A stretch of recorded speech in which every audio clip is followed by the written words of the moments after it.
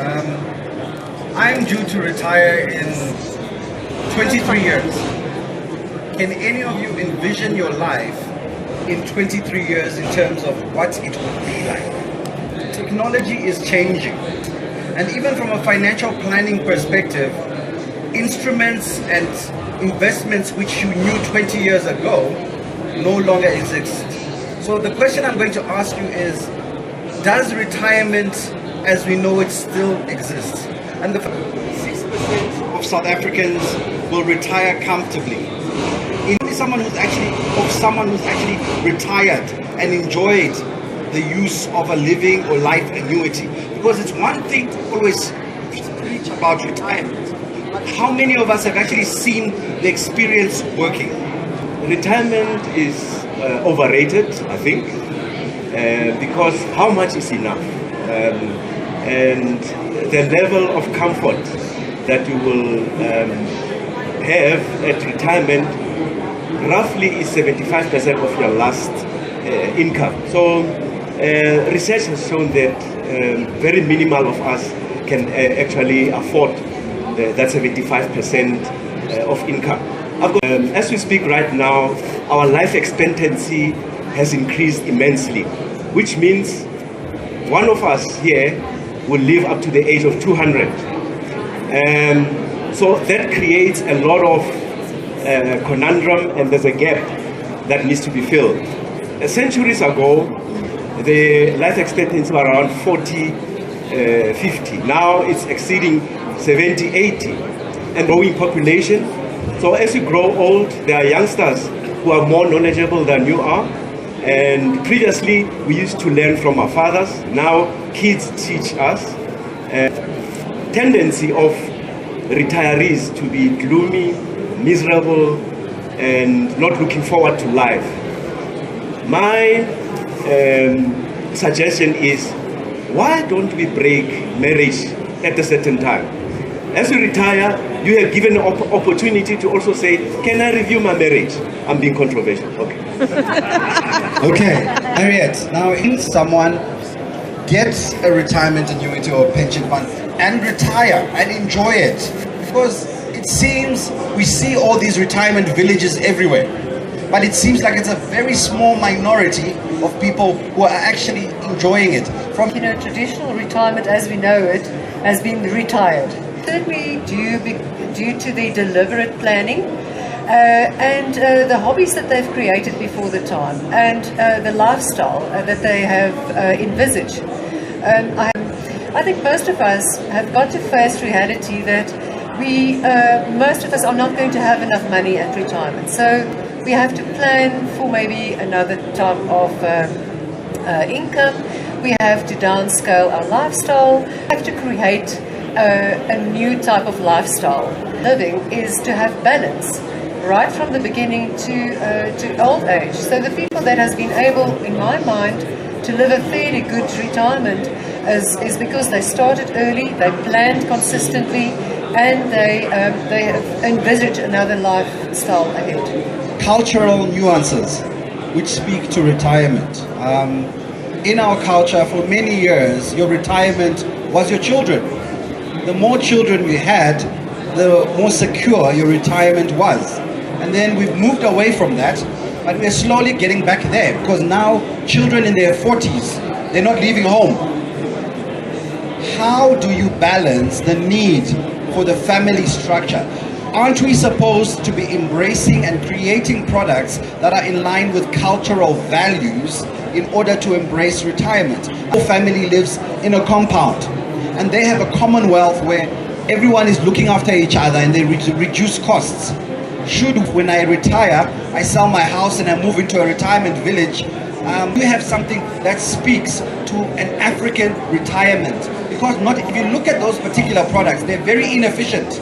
On a living or a life annuity, for every R1 million which you've saved at retirement, you'll be lucky to get 5,000 Rand in income.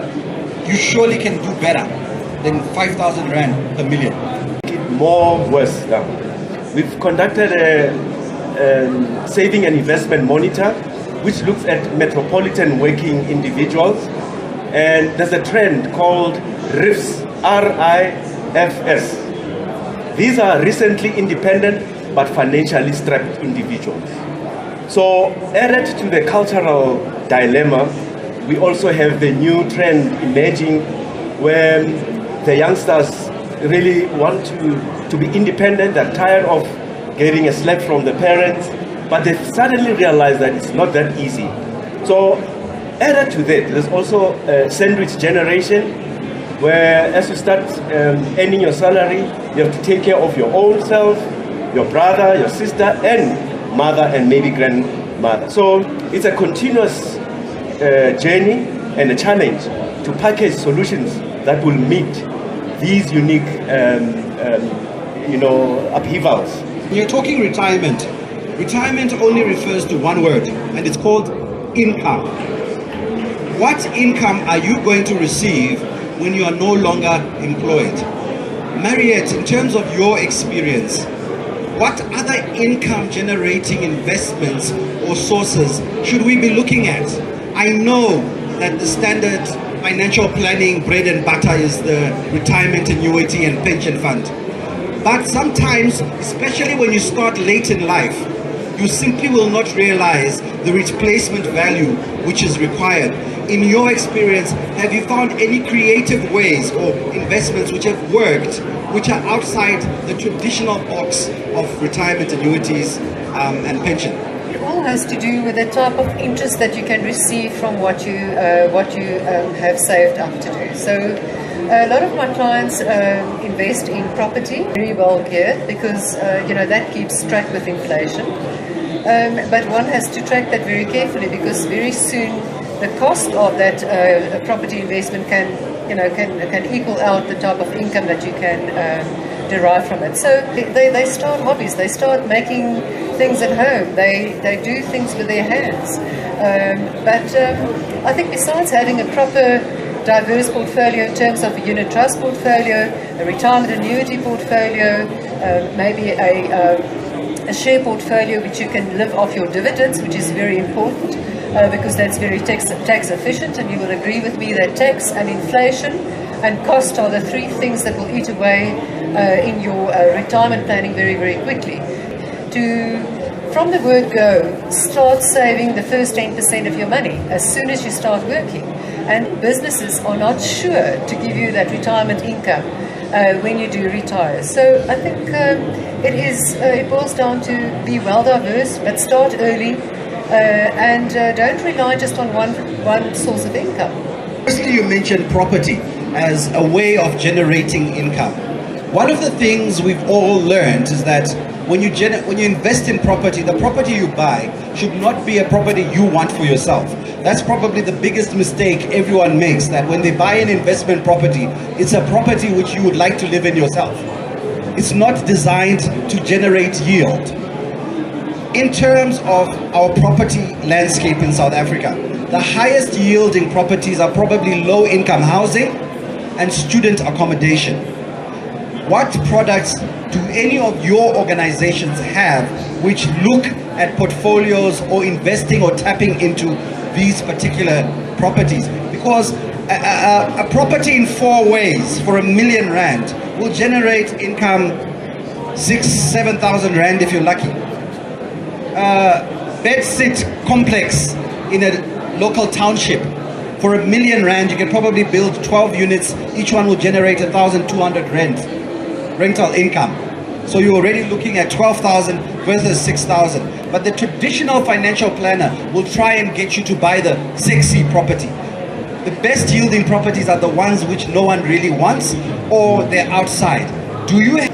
Well, I think most of the portfolios that you can select today has got, or companies has got property portfolios that is exposed to international portfolios, which is exposed to a wide variety of sectors, the industrial market, the housing market, the office market. So I think there is enough portfolios in the market to diverse your portfolio well for the dividend income that it can give, as well as for the income, because you've got your capital side and then you've got your dividend income. Currently the property portfolios are hurting. But one is also to remember that although the price, the unit price of the earnings on property can come down, you still have got the capital and the income. So I think there is a lot of that on the market available, but it comes, to my mind, you have to diverse properly and you have to not have all your eggs in one basket. Financial planners often recommend a percentage of your income which you should be saving towards retirement. The magic number was 15%. But if you looked at the long-term average returns from investment portfolios, you're looking at between 15 and 20%. That no longer cuts it. So what should we be saving in order to retire comfortably? Is it now 20, 25%, 30%? Lots of percentages, but I boiled down to the the principle. The first 10% of your money that you earn, you have to put away for yourself. To the 50, 30, 20 principle. So 50% is what you have to live on.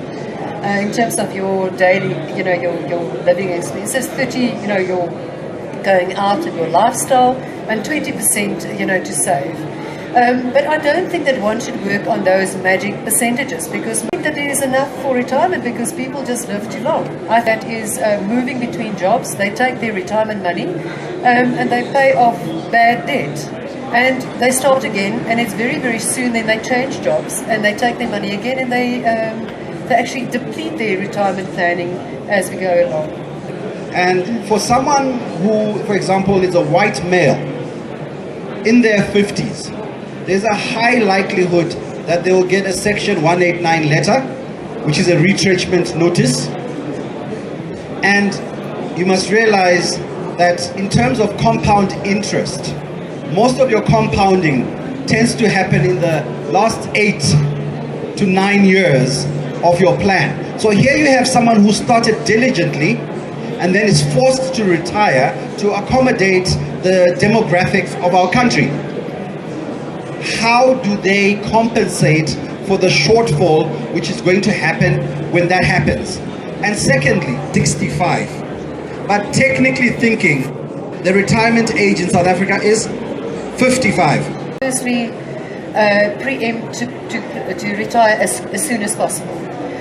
Because then you set yourself up proactively of what can happen and what can't happen. And then work on different scenarios. What if? And plan according to that.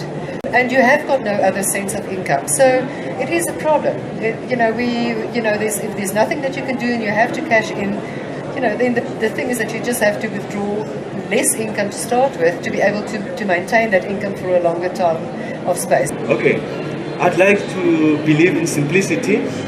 So. And remind listeners of money 1, 2, 3. So the first thing that you need to do is to reduce debt to an acceptable level.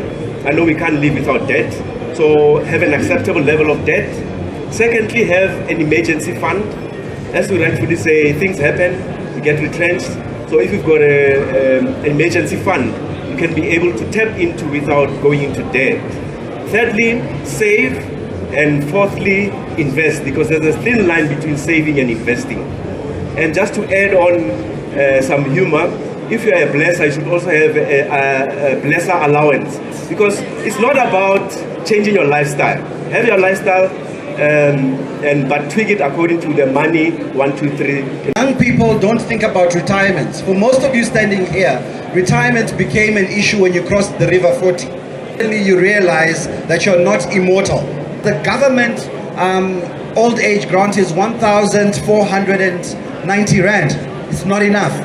And that is, if you've crossed the river, rather stay in the river and swim, because you would have to, you would have to do some pretty neat planning to find out how you're going to get to the end.